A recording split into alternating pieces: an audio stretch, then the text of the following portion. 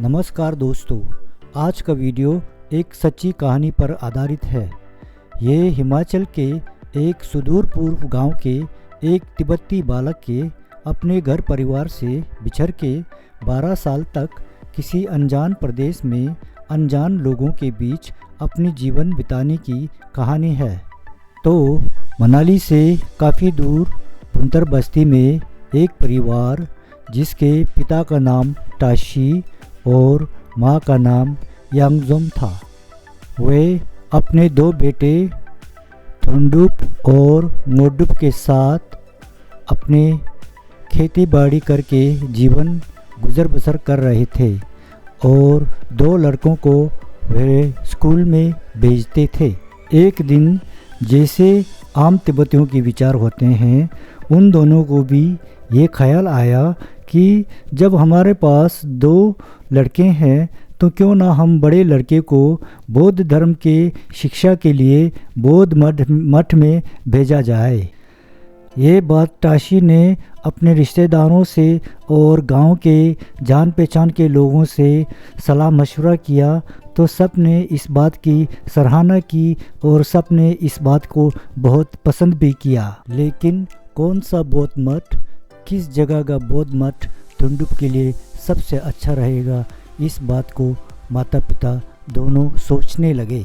तो गांव के जान पहचान के लोगों से और गांव के मुखिया से मशवरा के बाद उनको आखिर में ये मालूम हुआ कि दार्जिलिंग में एक बौद्ध मठ है, वो बहुत बढ़िया रहेगा। तो उन्होंने आखिर में थुंडुप को दार्जिलिंग के बौद्ध मठ में भेजने का निश्चय कर लिया। तो कुछ दिनों बाद पिता ताशी ने अपने लड़के थुंडुप को लेकर मनाली से दिल्ली तक बस और दिल्ली से सिलीगुड़ी तक ट्रेन और सिलीगुड़ी से दार्जिलिंग तक जीप में सफ़र करके बेटे थुंडुप को बौद्ध मठ में पहुंचा दिया। तो बालक थुंडुप ने दार्जिलिंग बौद्ध मठ में 1 साल तक बौद्ध धर्म का बहुत सारे ज्ञान प्राप्त किए और वहाँ के अन्य बौद्ध भिक्षुओं के साथ बहुत ही आनंद में रहने लगे। करीब 1 साल बाद माता पिता को ये ख्याल आया कि उनका बेटा घर से निकले हुए बौद्ध मठ में बौद्ध शिक्षु धारण करते हुए 1 साल से ज़्यादा हो गए, तो उनको अपने लड़के को मिलने जाना चाहिए। तो वे दोनों अपने बेटा थुंडुप से मिलने गए और उससे मिले भी बहुत अच्छे से और उसके मठ में क्या ज़रूरत की चीज़ें हैं वो सब वहाँ के बाज़ार से लिए और उसको थोड़ा सा खाना अच्छा भी खिलाया, बाज़ार में घुमाया। वो लोग वापस आ गए।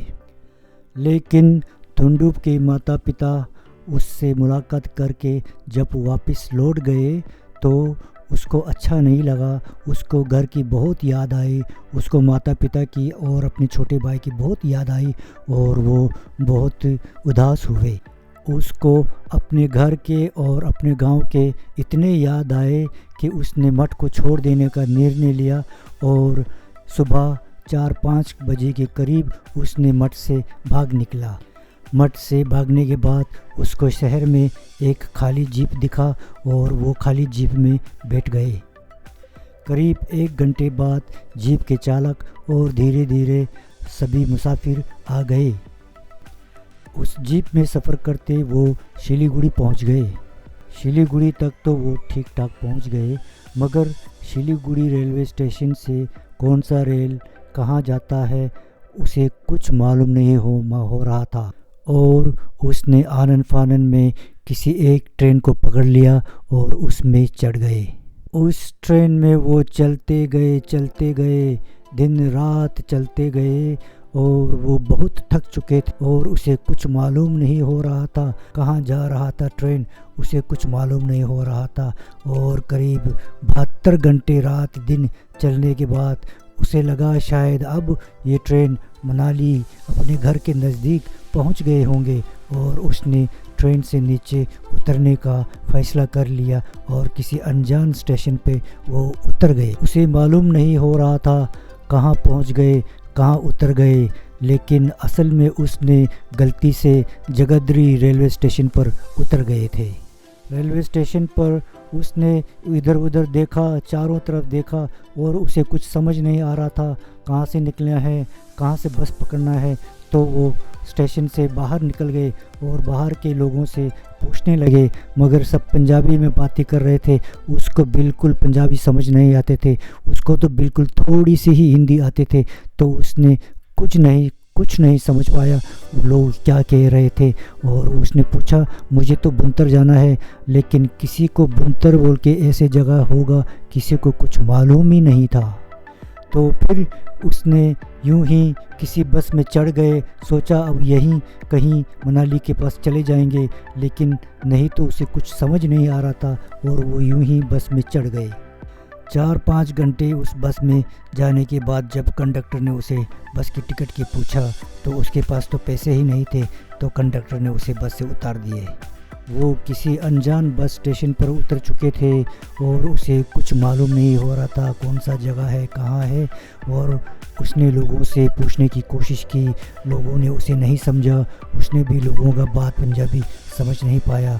और शाम काफ़ी हो चुके थे और वो बहुत थक चुके थे। तो उसने बस स्टेशन पर ही ढेर लगाकर अपने झोले को तकिया बनाकर वहीं पर सो गए। सुबह उसे एक भला सरदार जी ने पूछा, अता पता पूछा, तो उससे कुछ जवाब नहीं दे पाया। तो उस सरदार जी ने उसे अपने गांव ले गए। उस नेक सरदार जी ने उसे पानी पिलाया, खाना खिलाया और घर में सोने के लिए भी जगह दे दी। और उससे फिर पूछताछ की उसके घर कहाँ है, माता पिता कहाँ है, पता कहाँ है, लेकिन वो जवाब ठीक से नहीं दे पाया और वो वहीं बस रह गए। हर रोज़ नेक सरदार जी और गांव के लोग उसे उसके पता पूछते, नाम पूछते और माता पिता के नाम पूछते, लेकिन वो ठीक से जवाब नहीं दे पाता। और यूं ही दिन महीने गुजरते गए और वो उस सरदार जी के घर का एक परिवार का हिस्सा बनकर रहने लगे और कई साल बीत गए। वो घर के कामकाज में मदद करते, गाय चराने जाते, कभी गांव के खेत में गांव के लड़कों के साथ खेलते। और यूं ही दिन महीने साल बीतते गए और वो धीरे धीरे अपने मूल भाषा भी भूलने लगे और लेकिन वो पंजाबी खूब बोलने लगे। समय के साथ वो अपनी पिछली यादों को भूलने लगे और पंजाब के संगरूर गांव को वहीं अपने घर, वहीं अपने बसेरा समझकर वहीं अपने समय काटने लगे। जब वो जवान होने लगे तो उसे फिर से होश आने लगा कि उसका घर तो कहीं और है और उसका माता पिता भी कहीं और है। तो उसने अपने घर परिवार और गांव के बारे में खोजबीन करना शुरू कर दिया। जब उसने इस बात को अपने सरदार जी से पूछा तो वह लोगों ने आपस में सलाह मशविरा करके तय किया कि शायद ही उसका घर धर्मशाला होगा, क्योंकि धर्मशाला में बहुत से तिब्बतन लोग और बहुत से बौद्ध धर्मी लोग रहते हैं। शायद उसका घर भी वहीं होगा, इसलिए हमें वहाँ जाना चाहिए बोल के वो लोग धर्मशाला जाने के लिए तैयार हो गए। लेकिन धर्मशाला में पूछताछ और खोजबीन के बाद मालूम हुआ कि शायद तुंडुप का घर मनाली के किसी छोटे गांव में होगा। मनाली पहुंचते ही तुंडुप को कुछ याद आने लगा और उसके कदम सहज ही बुनतर के बस स्टेशन की तरफ चल पड़ी और बुनतर की बस को अच्छी तरह से उसने पहचान कर अपने घर की तरफ सरदार जी के फैमिली के साथ निकल पड़े।